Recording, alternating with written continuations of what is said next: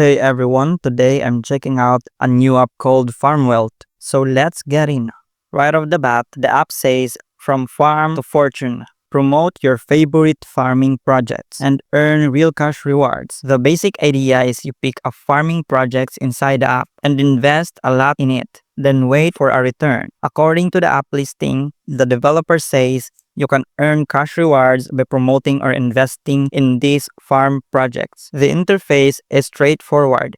You can see the projects listed, slot cost, and others. It might be a low entry barrier for someone curious about alternative earning apps. What concerns me is a lack of clear transparency. I didn't find detailed info on how the farm projects generate the returns or what the risks are. The earn real cash rewards claim is strong, but I couldn't immediately see verified proof of payout or user testimonials on the app listing. So FarmWealth is interesting and has potential, especially if you're comfortable trying out new apps and understand the risk. But I would not treat it as a guaranteed income. I'd recommend using small amounts only and doing your own research. Check developer credentials, verify payout history, and make sure you're okay with the risk of a newer app with less public track record. So that's it. See you in the next video.